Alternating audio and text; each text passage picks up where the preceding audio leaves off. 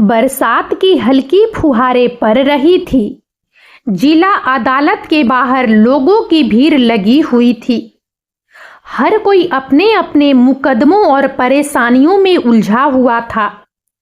उसी भीड़ के बीच लगभग 25 साल का एक दुबला पतला लड़का सिर झुकाए अदालत की सीढ़ियों पर बैठा था। उसकी आंखों में कई रातों की जागी हुई बेचैनी साफ दिखाई दे रही थी। उसका नाम अर्जुन था। उसके हाथ में एक पुरानी फाइल थी जिसके कुछ पन्ने बारिश की नमी से मुड़ चुके थे। वह पिछले 3 सालों से एक ही लड़ाई लड़ रहा था, अपने पिता को इंसाफ दिलाने की लड़ाई। अर्जुन के पिता रामदास एक ईमानदार किसान थे। उन्होंने पूरी जिंदगी मेहनत करके अपने परिवार का पालन पोषण किया था। गांव में उनकी बहुत इज्जत थी। लोग कहते थे कि रामदास जैसा सच्चा आदमी पूरे इलाके में दूसरा नहीं मिलेगा। लेकिन कभी कभी ईमानदार इंसान को भी ऐसी सजा मिल जाती है जिसकी उसने कल्पना तक नहीं की होती। 3 साल पहले गांव के कुछ प्रभावशाली लोगों ने रामदास की जमीन पर कब्जा करने की योजना बनाई थी। जब रामदास ने इसका विरोध किया तो उन लोगों ने झूठा आरोप लगाकर उन्हें एक बड़े अपराध के मामले में फंसा दिया। पुलिस पर दबाव डाला गया और बिना सही जांच के रामदास को गिरफ्तार कर लिया गया। अदालत में झूठे गवाह खड़े कर दिए गए। कुछ ही महीनों में रामदास को सजा सुनाई गई और उन्हें जेल भेज दिया गया। उस दिन से अर्जुन की जिंदगी बदल गई थी। उसकी मां सदमे में बीमार पड़ गई। घर की आर्थिक हालत खराब हो गई। रिश्तेदारों ने भी दूरी बना ली। गांव के लोग जो कभी उनके पिता की ईमानदारी की मिसाल देते थे, अब उनसे नजरें चुराने लगे। लेकिन अर्जुन ने हार नहीं मानी। उसे अपने पिता की सच्चाई पर पूरा भरोसा था। उसने तय कर लिया था कि चाहे कितनी भी मुश्किलें आए, वह अपने पिता को बेगुनाह साबित करके रहेगा। अर्जुन दिन में मजदूरी करता और रात में कानून की किताबें पढ़ता। उसने कई वकीलों के चक्कर लगाए, लेकिन हर जगह उसे एक ही जवाब मिलता। कोई कहता कि मामला बहुत कठिन है, कोई कहता कि सामने वाले लोग बहुत ताकतवर हैं। कुछ वकील इतने पैसे मांगते कि अर्जुन सुनकर ही निराश हो जाता। एक दिन अदालत में उसकी मुलाकात एक युवा वकील लड़की से हुई।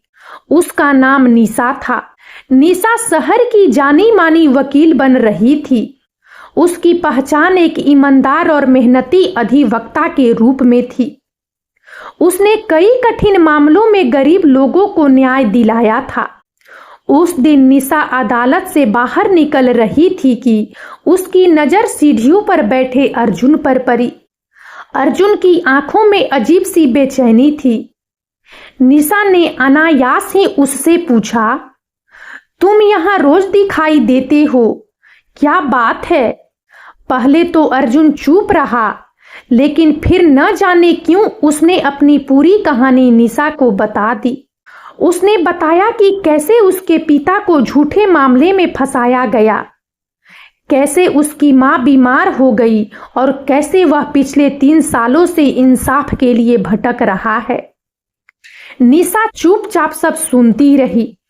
अर्जुन की बातें खत्म हुई तो उसने केवल इतना कहा, क्या तुम्हारे पास सारे दस्तावेज हैं? अर्जुन ने तुरंत अपनी पुरानी फाइल आगे बढ़ा दी। निशा ने फाइल देखी और बोली, मैं इस मामले को ध्यान से पढ़ूंगी। अर्जुन को लगा कि यह भी बाकी लोगों की तरह केवल दिलासा देकर चली जाएगी। लेकिन अगले ही दिन निशा ने उसे अपने कार्यालय बुला लिया। पूरी रात निशा ने फाइल पढ़ी थी।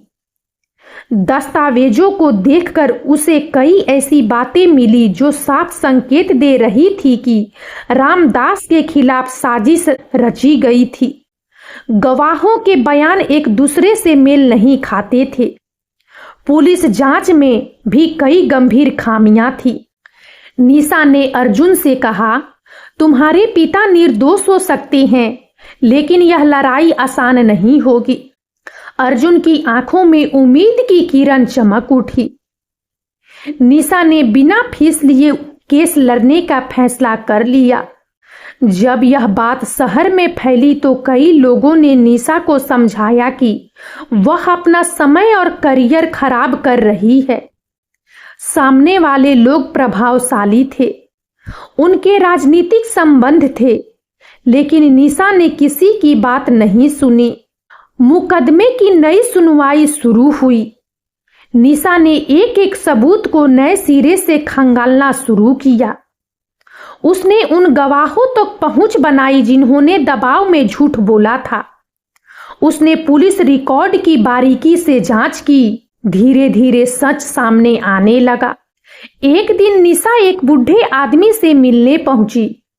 वह वही व्यक्ति था जिसने अदालत में रामदास के खिलाफ गवाही दी थी।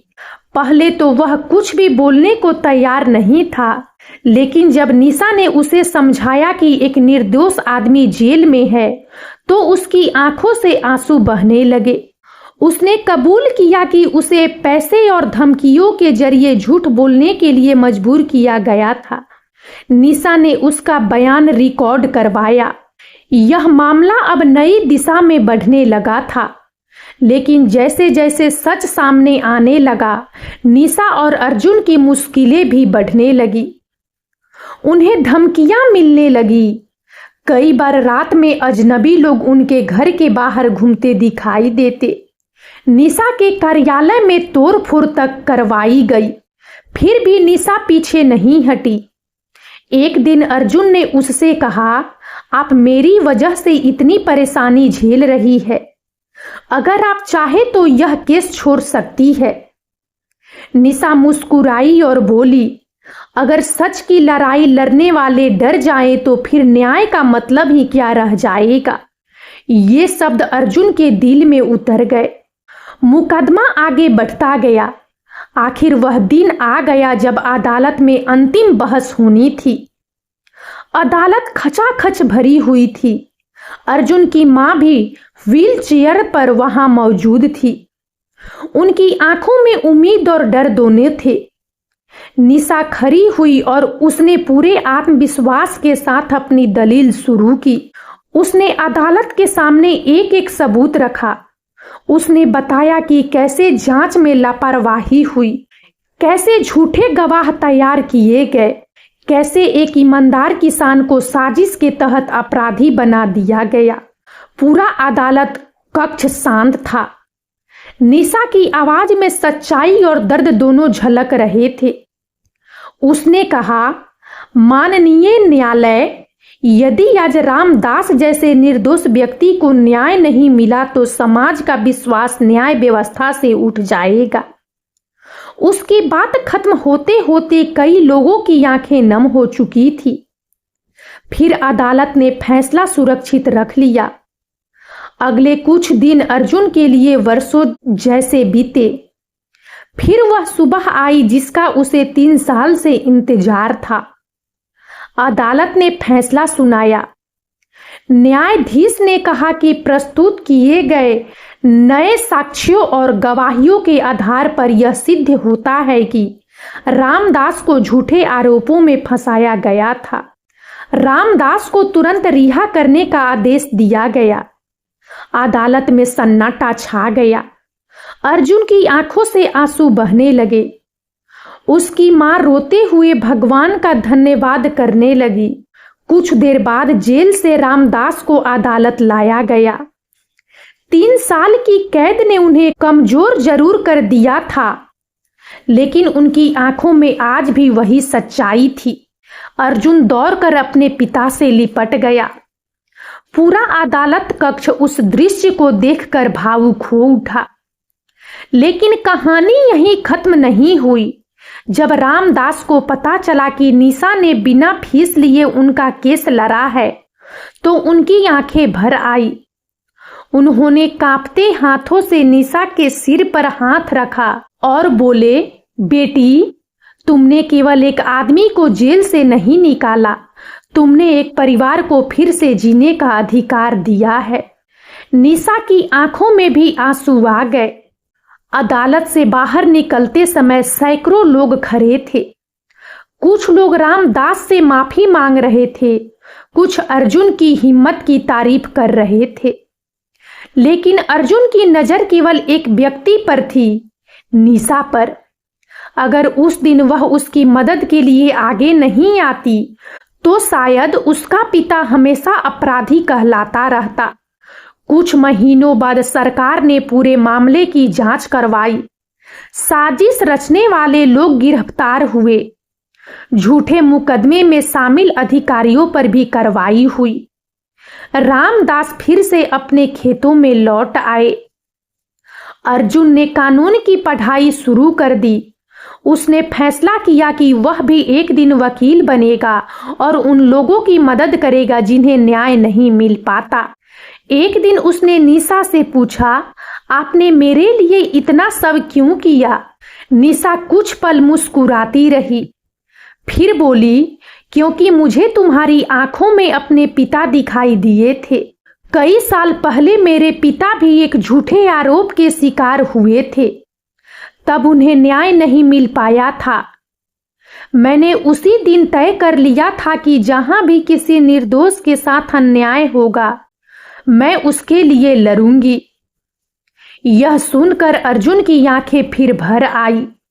उसे समझ आ गया कि इंसाफ केवल कानून की किताबों में नहीं होता, इंसाफ उन लोगों के दिलों में भी होता है जो दूसरों का दर्द अपना समझ लेते हैं। समय बीतता गया, लेकिन उस मुकदमे की कहानी पूरे जिले में मिसाल बन गई। लोग कहते थे कि एक बेटे ने अपने पिता के लिए हार नहीं मानी और एक वकील लड़की ने इंसानियत को जिंदा रखने के लिए सब कुछ दांव पर लगा दिया।